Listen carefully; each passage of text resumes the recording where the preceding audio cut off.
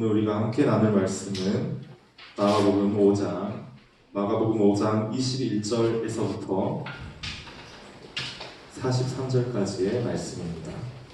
저와 여러분이 한 절씩 교독하도록 하겠습니다. 그리고 마지막 43절은 합독하도록 하겠습니다. 마가복음 5장 21절부터의 말씀입니다. 제가 읽겠습니다. 예수께서 배를 타시고 다시 맞은편으로 건너가시니 큰 무리가 교회로 모이거늘 이에 바닷가에 계시더니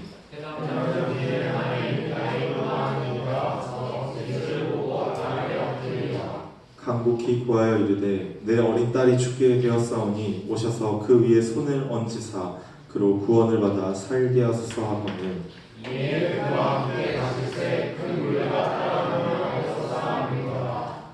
열두해를 혈루증으로 앓아온 한 여자가 있어 많은 일자리에 많은 괴로움을 받고 자기도 다 어미하였을 아무 명이 없고 그러므로 정하였던 자에 예수의 소문을 듣고 우리 가운데 끼어 뒤로 와서 그의 옷에 손을 대니 이는 내가 내 옷을 손을 대고 너를 가져라 생각하노라.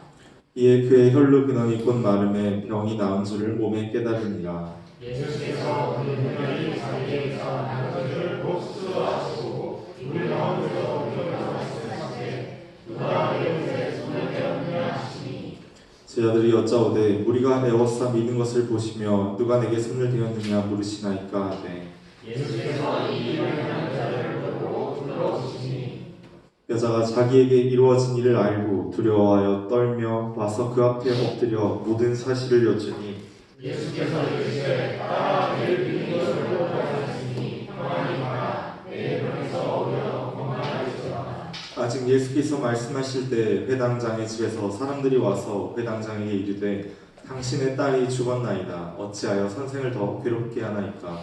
예수께서 그 말을 듣고서 드시고 회당장에게 이르시되 일어나서 살고 일어나라 하시고 베드로와 야고보의 형제 요한 외에 아무도 따라옴을 허락하지 아니하시고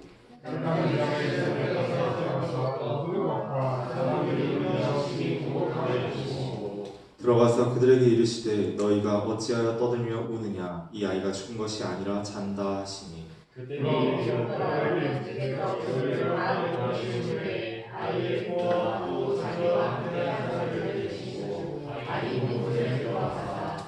그 아이의 손을 잡고 이르시되 달리다 붐 하시니 번역하면 곧 내가 내게 말하노니 소녀야 일어나라 하시니라. 소녀가 곧 일어나서 걸으니 나이가 12살이라 사람이 곧 그의 눈을 보고 함께 읽겠습니다. 예수께서 이 일을 아무도 알지 못하게 하라고 그들을 많이 경계하시고 이에 소녀에게 먹을 것을 주라 하시니라. 또 하겠습니다. 사랑하신 하나님 아버지, 오늘 주님께서 주신 말씀 우리가 함께 나누고 또 이야기할 때에 이 말씀에 담긴 진리를 우리가 스스로 깨닫게 하여 주옵시고 우리 안에서 성령 하나님께서 역사하사 이 말씀에 신령한 지식과 비밀과 그 안에 숨어있는 복음의 능력을 우리가 모두 깨달아 알게 하여 주옵소서. 모든 것을 주님께 맡겨오며 살아계신 우리 구주 예수 그리스도의 이름으로 기도합니다. 네. 네. PPT 첫 페이지를 한번 보여주실까요? 네. 네. 보기만 해도 조금 한숨이 나오는데요. 네. 네. 오늘 본문은 예수님이 바닷가에서 그 배에서 내리시는 장면으로 시작을 하고 있습니다. 갈릴리 호수죠. 사실은 엄밀히 말하면 바다가 아니라. 네. 이 각 설교자들마다 어떻게 보면 각자의 그 시그니처라는 게 있습니다. 제가 이렇게 공과가 없는 2부 순서가 있는 주일에는 앞으로 저만의 시그니처 설교 중 하나인 소녀 시리즈라고 불리는 설교를 이제 진행할 예정인데요.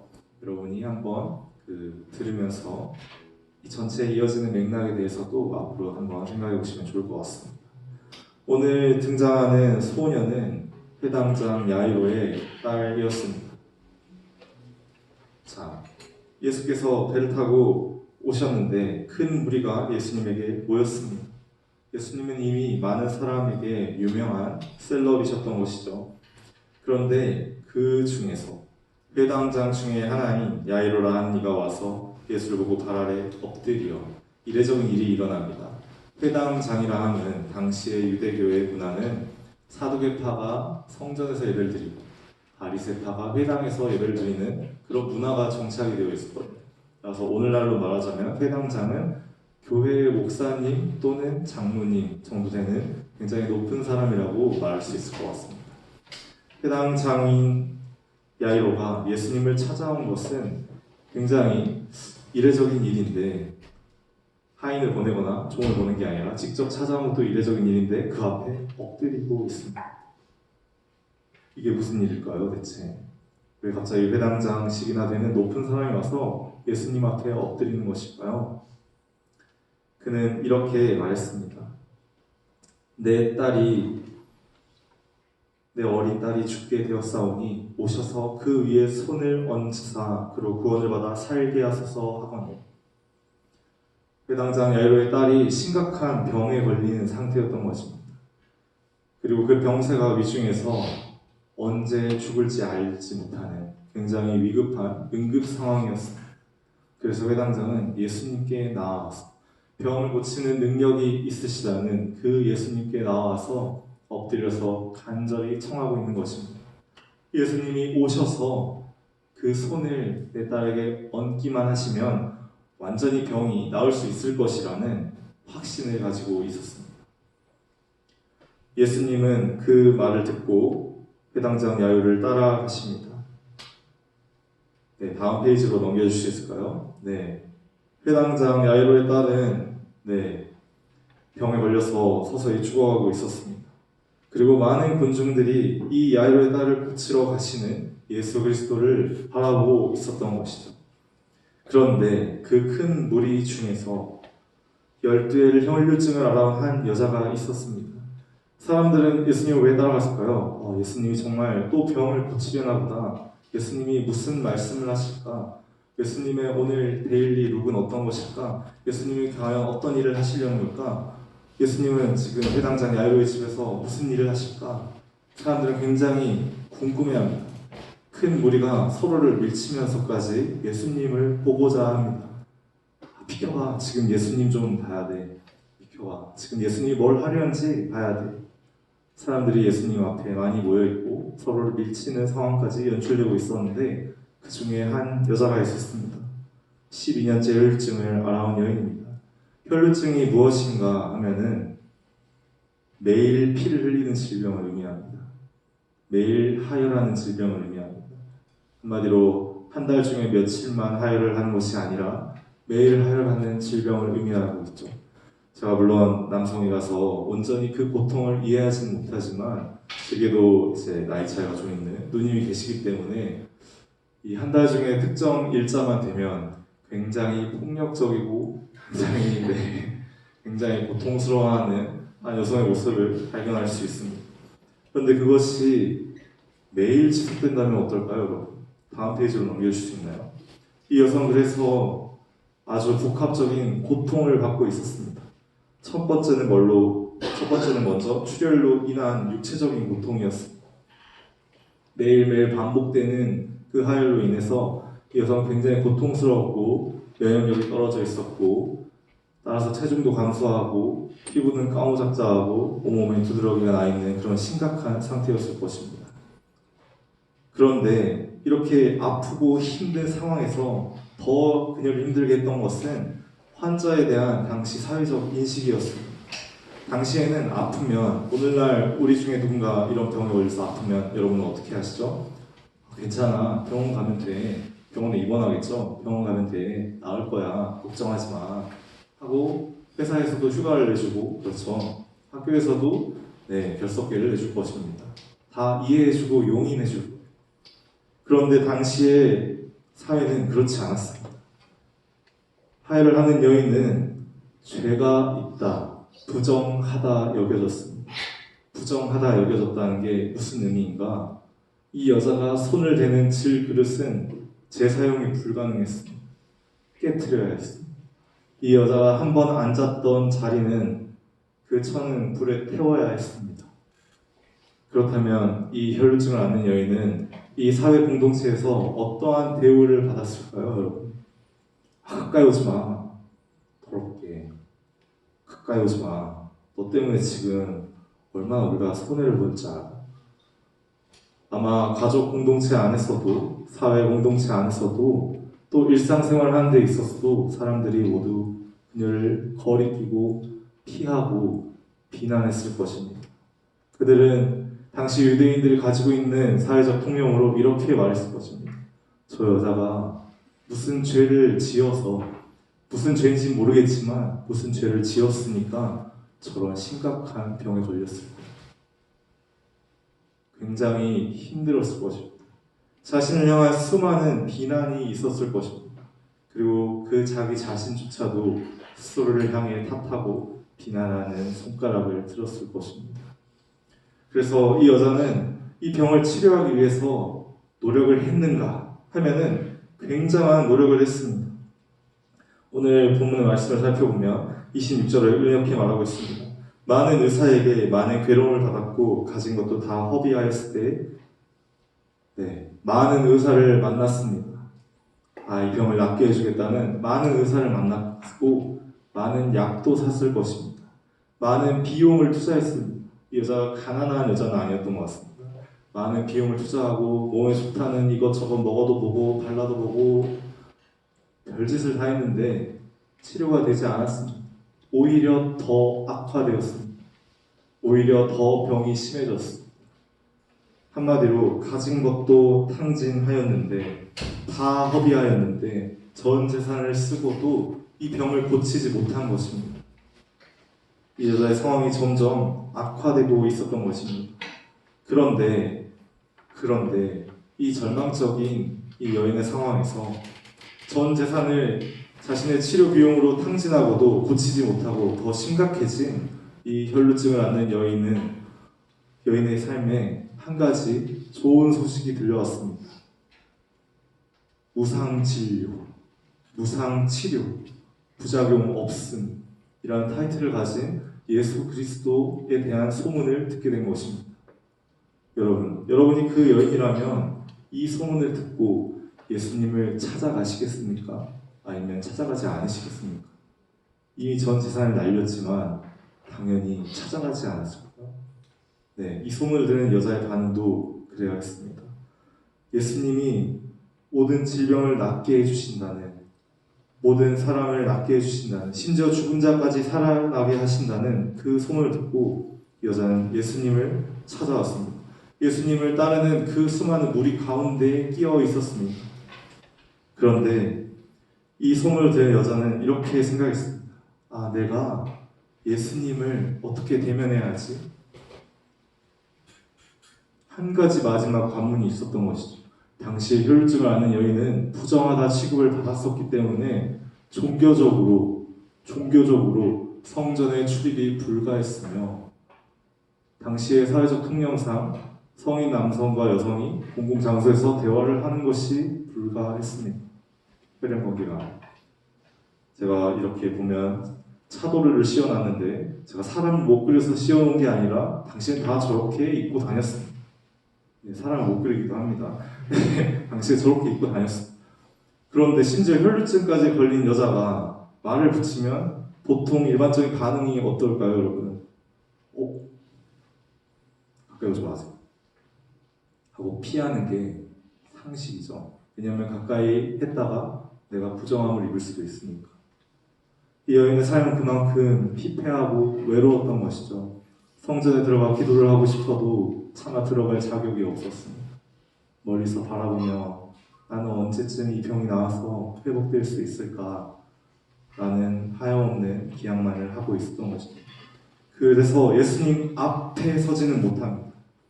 예수님 앞에 섰다가 예수님한테까지 거절을 당하면 이제 방법이 없는 건 아닙니까? 그렇죠? 그래서 예수님 곁으로 몰래 다가갑니다. 그리고 이렇게 생각했습니다. 내가 예수님의 옷에 손만 대어도 구원을 받지 않을까? 내가 예수님의 옷에 손만 대어도 그 병이 낫지 않을까? 예수님이 강한 능력을 가지셨고 병든 자를 치유하셨다는데 그러면 내가 그의 옷에 손만 대어도 이 병이 좀 괜찮아지지 않을까? 이 병이 조금 괜찮아지지 않을까? 일시적으로라도, 한시적으로라도. 다음 PPT로 넘겨줄 수 있나요? 그래서 그런 간절한 소망과 흔들리는 믿음을 가지고 손을 뻗습니다. 그리고 예수님의 옷에 손을 대었습니다. 우리가 함께 저 문장을 읽어볼까요? 네, 함께 읽겠습니다. 여자는 혹시 나을까 하여 예수님의 옷에 손을 대었습니다. 네, 그렇습니다. 여자는 혹시라도 나을까 하여 예수님의 옷에 손을 대었습니다. 여러분, 어떻게 되었을까요? 병이 조금은 나아졌을까요? 병이 일시적으로 악화되는 게 멈췄을까요? 적어도 저 손을 댄 그 부분만이라도 병이 회복되었을까요? 그렇지 않았습니다. 그 병은 완전히 사라졌습니다. 완전히 치유되었습니다. 몸의 모든 부분이 완전하게 회복된 것입니다. 혈루의 근원이 곧 마름에 병이 나은 줄 몸에 깨달으니라. 이 말은 병의 모든 원인이 해결되었다는 것을 의미합니다. 이 질병의 근간, 이 질병의 가장 깊은 뿌리가 뽑혔다는 것을 의미하고 있습니다. 심지어 그 변화가 너무나 빠르고 너무나 비약적이었기 때문에 그것을 느꼈습니다. 이 여자가 순식간에 병이 나았다는 것을 스스로 느낄 수 있을 만큼 병이 완전히 치유되었습니다. 예수님의 치유는, 예수님의 능력은 이처럼 완벽하고 완전한 것입니다. 그런데 예수께서 이 능력이 자기에게 나간 줄 아시고 우리 가운데 돌이켜 이렇게 말씀하십니다. 누가 만졌어? 누가 만졌어? 네, 이 여인은 두려움에 휩싸였습니다. 이 여인이 살아왔던 삶에 여러 파노라마들이 있죠. 내가 다른 사람의 옷에 실수로 닿았을 때 받았었던 그 반응, 내가 그릇에 실수로 손을 대었을 때 나를 대하던 사람들의 반응, 나의 질병과 나의 아픔을 알게 되었을 때 사람들이 나를 향해서 쏟아냈던 거친 말들이 떠올랐을 것입니다. 심지어 예수님은 선지자죠. 당시의 사회에서 예수님의 몸에 손을 대어서 부정을 입게 하였다는 것은 굉장히 비난받을 만한 일이었습니다. 이 여자는 너무나 무서웠습니다. 예수님도 그냥 넘어가는 것이 아니었어요. 제자들은 이렇게 말하죠. 사람이 이렇게 많은데 좀 닿을 수도 있죠. 예수님, 누가 만졌겠습니까? 지하철 타면 콩나물실처럼 이렇게 서로 부딪히잖아요. 그렇게 부딪힌 거지 누가 예수님께 감히 손을 대었겠습니까? 하고 넘어갈까 했는데 예수님은 안 넘어가시죠. 누가 내게 손을 대었니까? 누가 만졌어? 라고 물어보십니다. 여자는 무서웠습니다. 내 병을 온전히 낫게 하신 이가 당연히 내가 만졌다는 것도 알지 않을까? 라고 생각했습니다. 이럴 때는 어떻게 해야 되죠, 여러분? 먼저 이야기해야겠죠? 여자가 자기에게 이루어진 일을 알고 두려워하여 떨며 와서 그 앞에 엎드려 모든 사실을 여쭈니 여자는 병이 나았지만 마음이 편하지 않았습니다.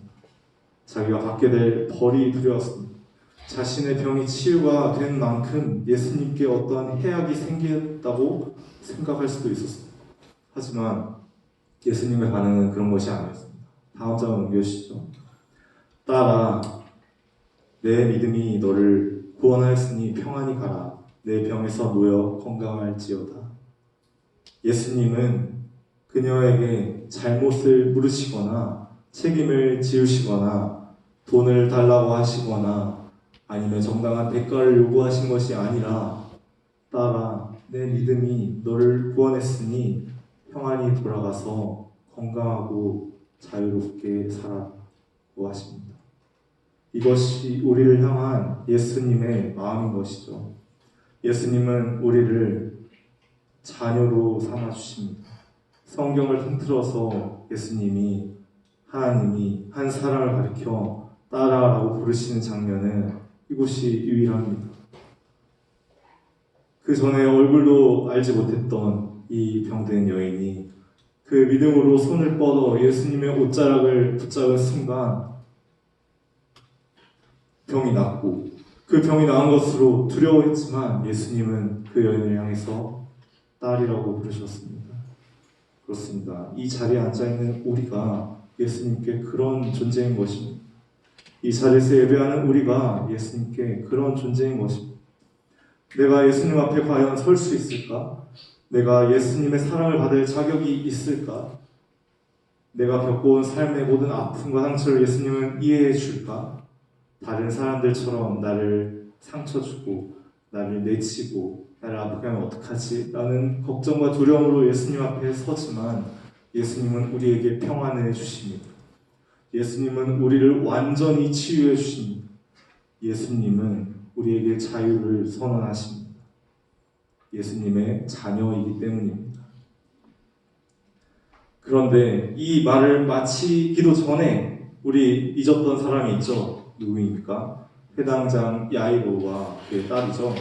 지금 가는 길에 이런 일이 생긴 거잖아요. 그 회당장 야이로의 집에서 사람들이 찾아옵니다. 아마 종들이었을 것입니다. 사람들이 찾아와서 이렇게 말합니다. 당신의 딸이 죽었습니다. 저희 그림에 오른쪽 위에 작게 그려놨는데 네. 당신의 딸이 죽었습니다. 그러니 선생님을 더 이상 부를 필요가 없습니다. 이제 예수님이 필요 없다라고 하는 것이죠. 죽었기 때문에 예수님이 필요하지 않습니다.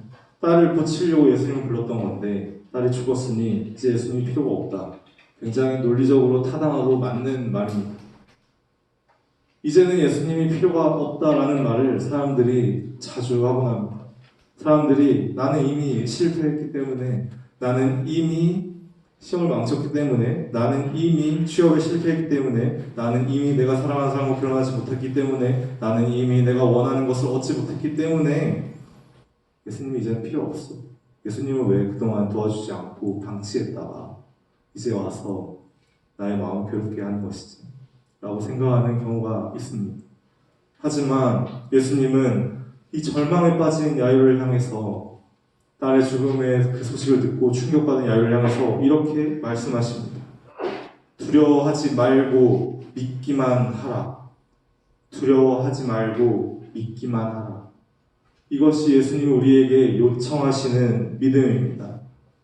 주어진 상황과 현실에 매몰리는 것이 아니라, 그 현실 때문에 두려워해서 떠는 것이 아니라 예수님을 보고 믿는 것입니다.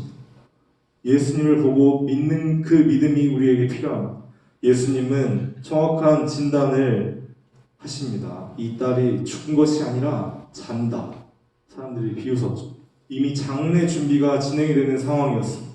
부산하는 사람이 있고 애국하는 사람이 있었다. 이미 상조업체에 연락이 돼서 관이 배달이 되고 있는 상황이었습니다.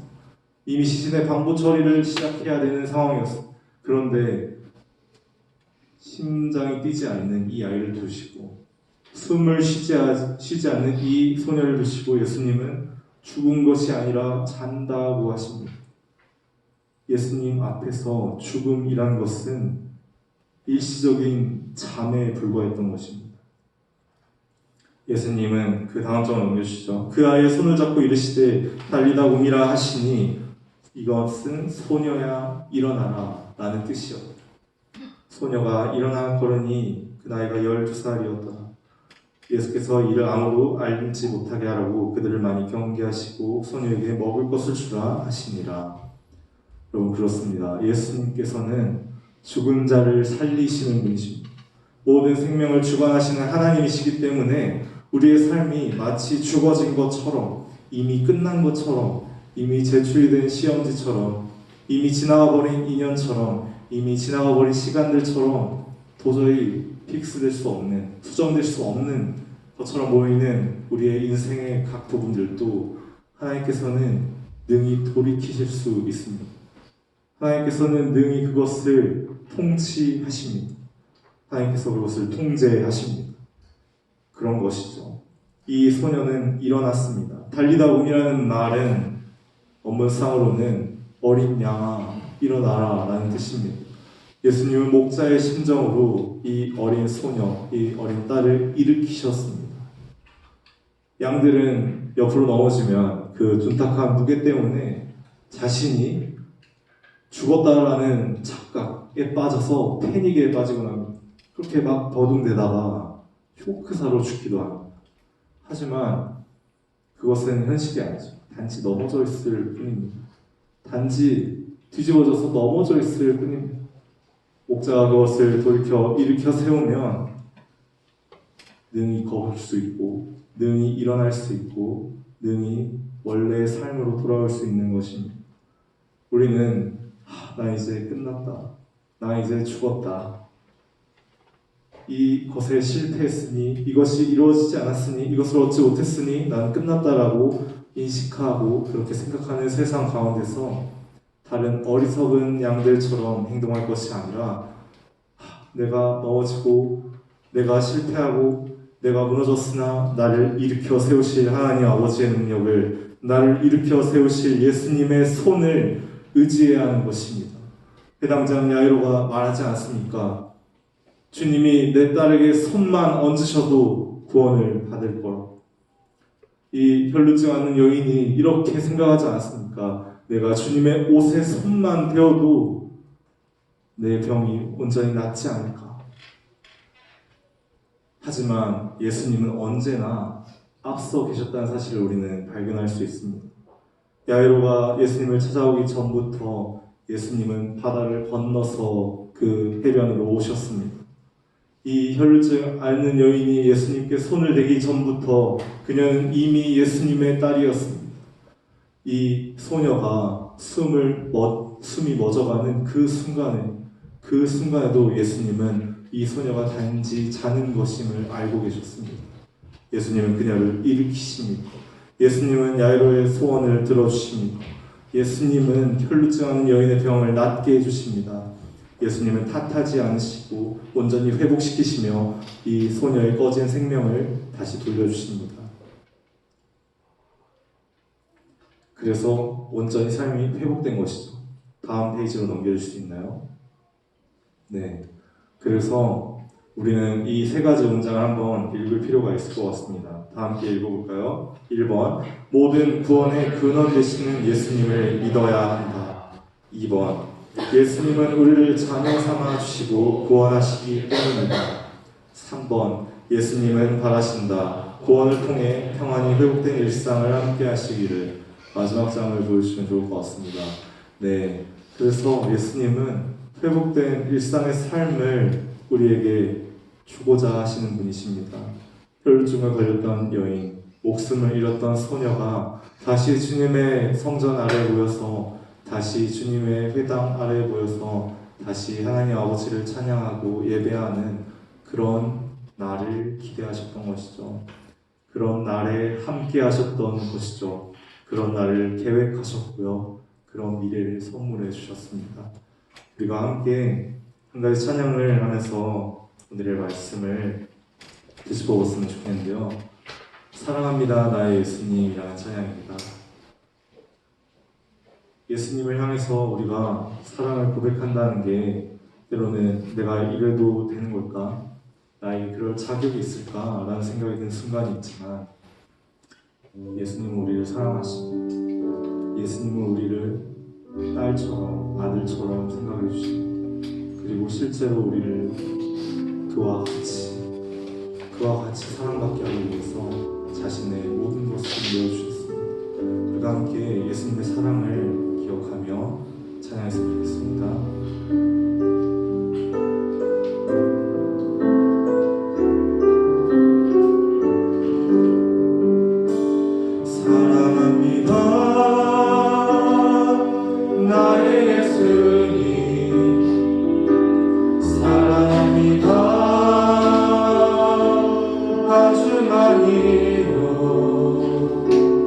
사랑합니다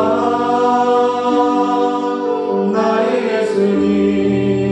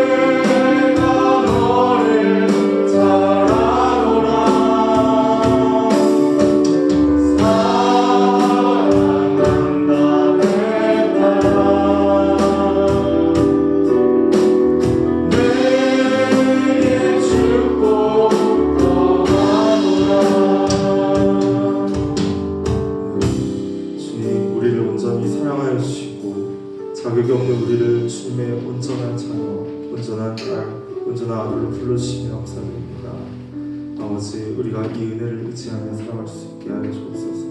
우리가 이 시간 함께 기도할 때 주님의 자녀로서 온전히 회복된 다시 살림을 받은 사람으로서 살아갈 수 있는 은혜를 구하는 그런 기도를 하도록 하겠습니다. 기도하시겠습니다.